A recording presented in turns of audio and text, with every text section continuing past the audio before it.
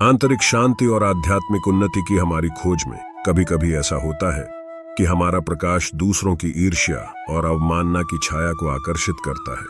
हिंदू धर्म में प्रत्येक आत्मा पूर्णता का प्रतिबिंब है, दिव्य अनंत काल का एक टुकड़ा है। हालांकि संसार का भ्रम, माया कुछ लोगों को अहंकार की भावनाओं में खो देता है। भगवद गीता का श्लोक अध्याय 2 श्लोक 47, तुम्हारा अधिकार कर्म करने का है, परंतु कर्म के फल का कभी नहीं। कर्म के फल को अपना उद्देश्य मत बनने दो, नहीं आसक्ति को तुम्हें निष्क्रियता की ओर ले जाने दो। अपने स्वयं के धर्म का पालन करते समय कुछ लोग अपने और आपके मार्ग के बीच असंगति महसूस कर सकते हैं। आज आइए उन संकेतों का पता लगाएं जो बताते हैं कि कोई व्यक्ति गुप्त रूप से ईर्ष्या और घृणा की भावनाएं पाल रहा है। आइए प्राचीन ग्रंथों के ज्ञान पर गौर करें और देखें कि वे हमें मानव आत्मा की इस चुनौती के बारे में क्या सिखाते हैं। आपकी सफलताओं में जश्न की कमी। इस अनुभाग के लिए हम पांडवों के प्रति धृतराष्ट्र की ईर्ष्या की गतिशीलता के माध्यम से इसे चित्रित करके दूसरों की सफलता पर प्रतिक्रिया करने के विषय पर गहराई से विचार करेंगे। मैं महाभारत के आध्यात्मिक वातावरण के प्रति वफादार रहते हुए दार्शनिक संदर्भों और व्यक्तिगत अनुभवों के साथ संबंधों को एकीकृत करते हुए एक आत्मनिरीक्षण और कथा शैली के साथ इस भाग को विकसित करूंगा। एक क्षण के लिए धृतराष्ट्र की दृष्टि के भार की कल्पना करें। एक राजा जिसकी आंखें अंधेपन से ढकी हुई हैं और उसकी आत्मा पर भी छाया डालती हुई प्रतीत होती है। अपने भतीजों पांडवों की सफलता का जश्न मनाने के बजाय वह खुद नाराजगी और ईर्ष्या में डूब जाता है। किस लिए? क्योंकि अहंकार या घातक आग उसे पकड़ लेती है, उसे अपनी सफलताओं को खतरे के रूप में मानने के लिए प्रेरित करती है। इस प्रकार धृतराष्ट्र दूसरों की खुशी में खुशी खोजने में मानवीय असमर्थता का एक ज्वलंत उदाहरण बन जाते हैं। महाभारत में यह ईर्ष्या महज एक सनक नहीं है, यह एक जहर है, एक आध्यात्मिक विचलन है। धृतराष्ट्र का आक्रोश इतना तीव्र है कि यह उन्हें एक विनाशकारी प्रतिद्वंद्विता की ओर ले जाता है, जो न केवल उन्हें बल्कि उनके वंशजों को भी भस्म कर देगा। यह कहानी हमें एक सार्वभौमिक सत्य से परिचित कराती है। ईर्ष्या उन दोनों को नष्ट कर देती है जो इसका अनुभव करते हैं और जो इसका लक्ष्य है। जब कोई हमें सफलता के बारे में बताता है तो हमें कैसा महसूस होता है? ईर्ष्या अक्सर एक सूक्ष्म कपटपूर्ण भावना होती है जिसे विभिन्न मुखौटों के तहत छिपाया जा सकता है। दिखावटी उदासीनता, एक मजबूर मुस्कुराहट या यहां तक कि शीतलता के संकेत के साथ एक प्रशंसा भी। यदि हम स्वयं को इस आंतरिक प्रतिरोध के साथ प्रतिक्रिया करते हुए पाते हैं तो इसका कारण यह है कि अहंकार काम कर रहा है। क्योंकि हिंदू धर्म में अहंकार वह अहंकार है जो भावनाओं सहित हर चीज पर कब्जा कर लेता है। दार्शनिक जिद्दू कृष्णमूर्ति ने कहा, जब आप तुलना करते हैं तो आप विभाजित हो जाते हैं। यह विभाजन इस तथ्य से उत्पन्न होता है कि हम दूसरों के संबंध में अधूरापन महसूस करते हैं, उनके प्रकाश का जश्न मनाने में असमर्थ होते हैं, क्योंकि हम इसे अपनी कमी का प्रतिबिंब मानते हैं। हम सभी ने अपने जीवन में ऐसे क्षण देखे हैं जब हमारी सफलताएं दूसरों में ठंडी या अपमानजनक प्रतिक्रियाएं उत्पन्न करने लगती हैं। एक मित्र जो आपकी जीत का जिक्र करने पर अचानक विषय बदल देता है, एक सहकर्मी जो आपकी उपलब्धियों को कम महत्व देता है। ये संकेत हैं कि ईर्ष्या और नासमझी काम कर रही है। हर पल जब हम इस तरह की प्रतिक्रिया का अनुभव करते हैं तो हमारे सामने दो विकल्प होते हैं। दूसरों की नाराजगी को नजरअंदाज करें या इस गतिशीलता के बारे में अपनी समझ को गहरा करें। कभी कभी ये छिपी हुई प्रतिक्रियाएं हमारे रिश्तों के बारे में सच्चाई उजागर कर देती हैं। जब कोई आपके साथ अच्छी खबर साझा करता है तो क्या आपको वास्तविक खुशी या थोड़ा प्रतिरोध महसूस होता है? और आपके आसपास के लोगों के बारे में यह प्रश्न एक दर्पण है। यह हमें बिना किसी आत्मसंतुष्टि के यह देखने के लिए आमंत्रित करता है कि हमारे अंदर और हमारे आसपास क्या हो रहा है। जब हम स्वयं के प्रति ईमानदार होते हैं तो ये उत्तर आध्यात्मिक परिवर्तन के लिए साधन बन सकते हैं। सहानुभूति को प्रेरित करने के लिए भगवद गीता का श्लोक, भगवद गीता अध्याय 6 श्लोक 32, हे अर्जुन, जो अपनी तुलना में हर जगह सुख और दुख को समान रूप से देखता है वह एक सर्वोच्च योगी माना जाता है। यह श्लोक हमें तुलना की भावना से परे जाने के लिए आमंत्रित करता है, यह याद रखते हुए कि हम सभी संक्षेप में दिव्य की चिंगारी हैं। यदि हम दूसरों की सफलता का जश्न मनाने में प्रतिरोध महसूस करते हैं, तो हमारे पास करुणा का अभ्यास करने, उस योगी अवस्था तक पहुंचने का अवसर है जो अहंकार के भ्रम से परे देखता है।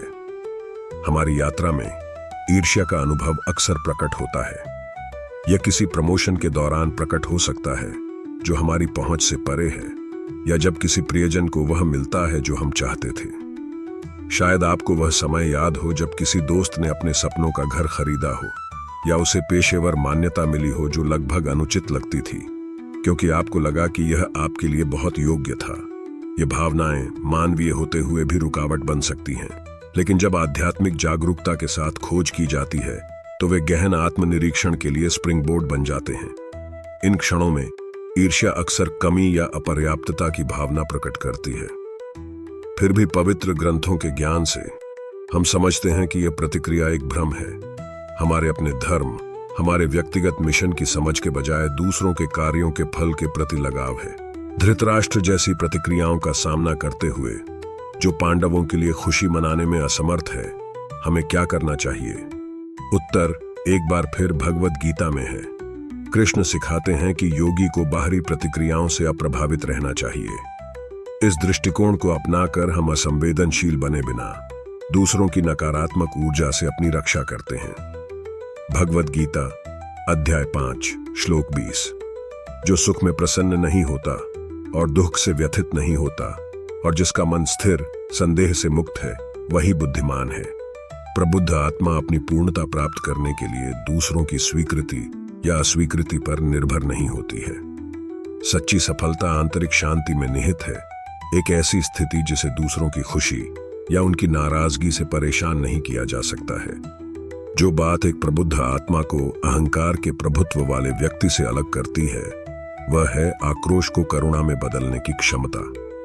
धृतराष्ट्र को करुणा के चश्मे से देखने पर हम समझते हैं कि वह स्वयं अपने भय और असुरक्षाओं के कैदी हैं। इसी तरह जो लोग हमसे ईर्ष्या करते हैं या हमारा अवमूल्यन करते हैं, वे केवल अपनी आंतरिक शांति की कमी का अनुमान लगा रहे हैं। इसलिए उनकी शीतलता से प्रभावित होने के बजाय हम ऐसी करुणा विकसित कर सकते हैं जो इन पीड़ित आत्माओं को विकसित होने का मौका देते हुए हमारी रक्षा करती है।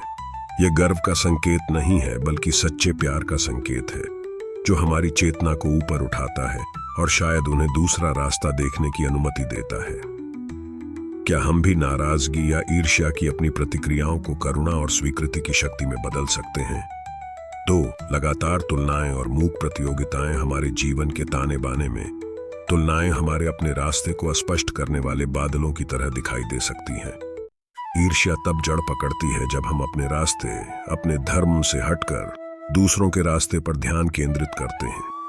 तुलना की यह निरंतर खोज एक अहंकार जाल है जो हमें आंतरिक शांति से दूर रखती है। हिंदू धर्म सिखाता है कि दूसरों की संपत्ति और सफलताओं के प्रति लगाव आध्यात्मिक पथ पर एक बाधा है।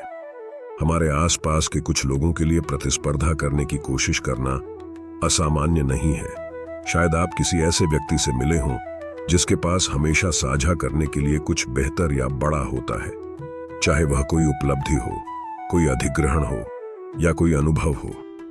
ये मूक प्रतियोगिताएं आंतरिक असुरक्षा की अभिव्यक्तियां हैं। दूसरों की तुलना में अपनी योग्यता साबित करने की आवश्यकता है। महाभारत की कहानी में नायकों को लगातार खुद को दूसरों के मुकाबले आंकने के प्रलोभन का सामना करना पड़ता है। पांडवों में से एक अर्जुन भी कभी कभी तुलना के जाल में फंस जाता है, खासकर जब वह अपने भाइयों या अपने दुश्मनों को देखता है। हालांकि कृष्ण उन्हें वैराग्य का मार्ग सिखाते हैं और उन्हें याद दिलाते हैं कि धर्म हर किसी के लिए व्यक्तिगत और अद्वितीय है। दूसरों से अपनी तुलना करने का मतलब न केवल अपने स्वयं के मिशन से चूकना है, बल्कि अपने आप को अंतहीन असंतोष के लिए दोषी ठहराना भी है। अहंकार तुलना से पोषित होता है, लेकिन आत्मा इससे विमुख हो जाती है।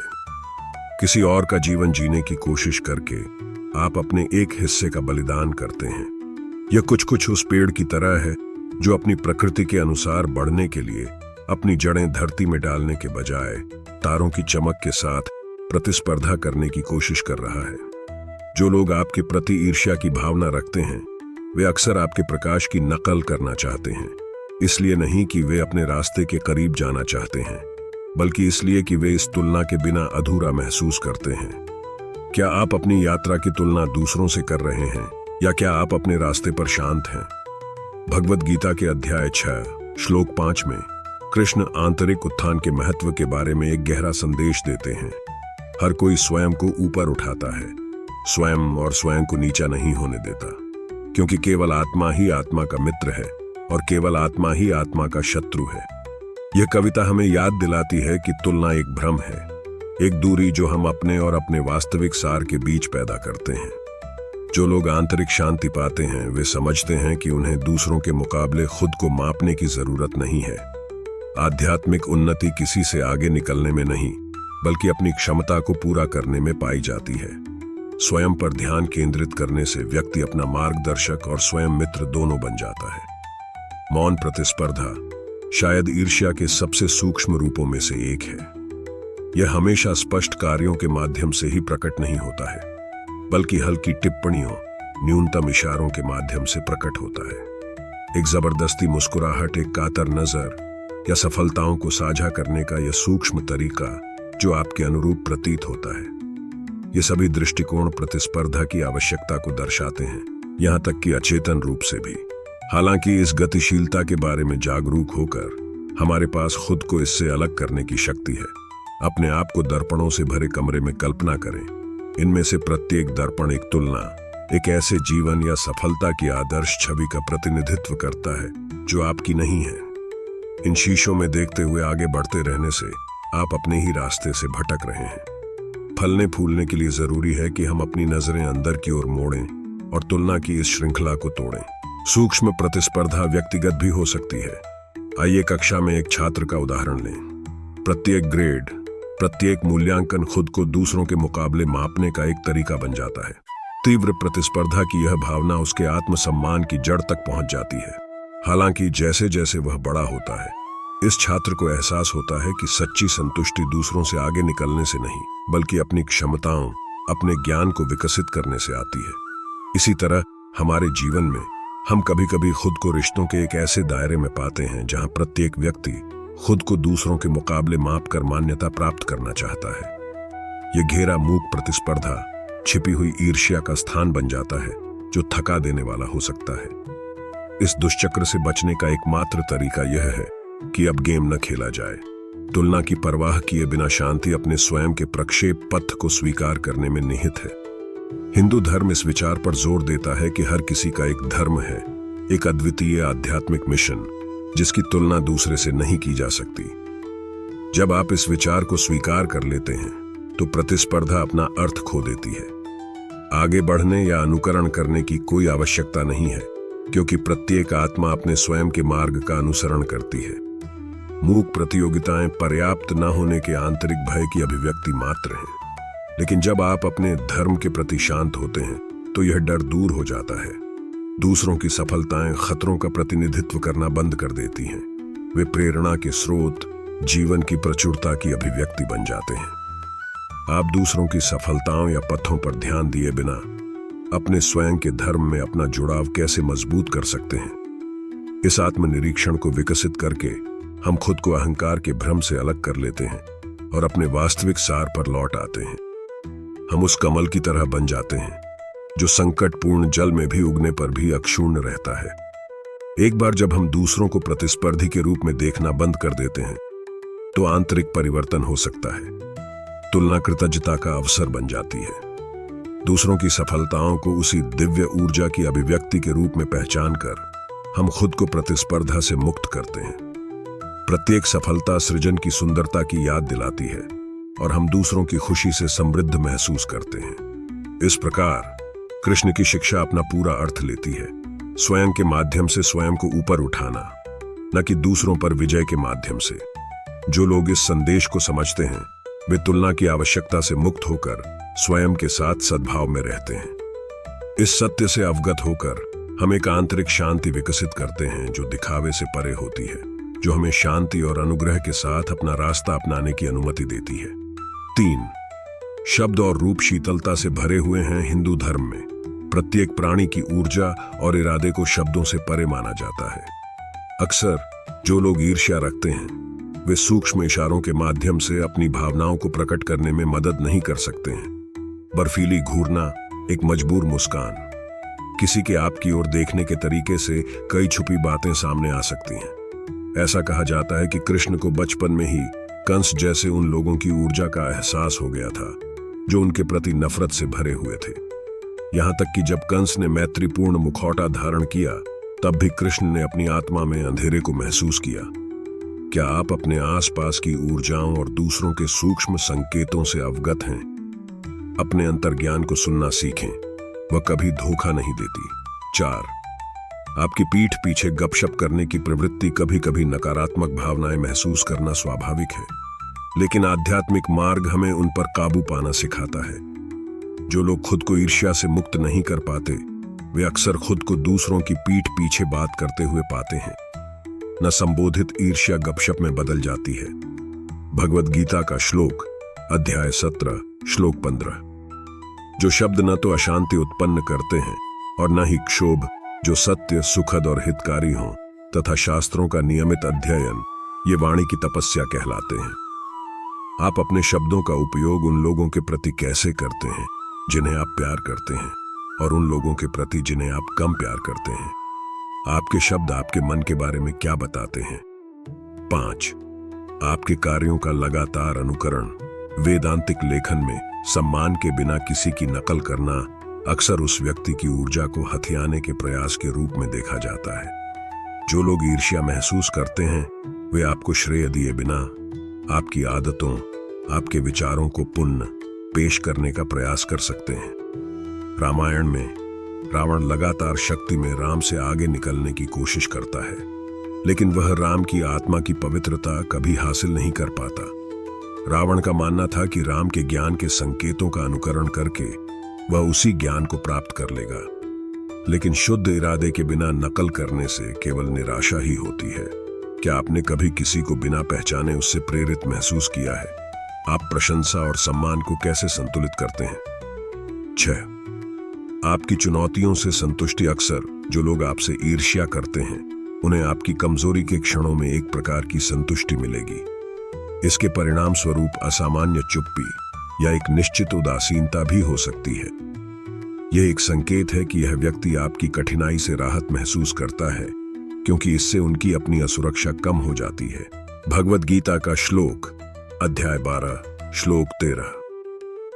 वह जिसके मन में किसी के प्रति कोई शत्रुता नहीं है, जो मिलनसार और दयालु है, जो स्वामित्व और स्वार्थ की सभी भावनाओं से मुक्त है, जो सुख और दुर्भाग्य में एक समान है और हमेशा क्षमा करता है, वह भगवान का प्रिय है।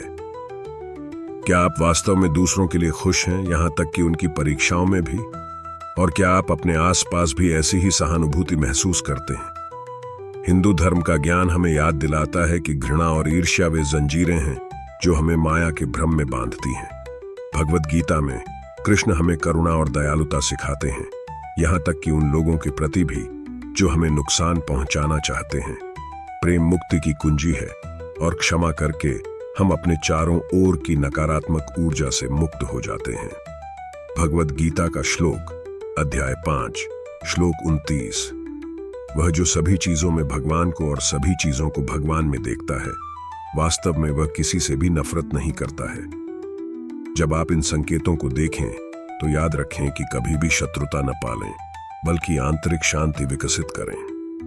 आप दूसरे लोगों के इरादों को नियंत्रित नहीं कर सकते, लेकिन आप अपनी प्रतिक्रिया को नियंत्रित कर सकते हैं।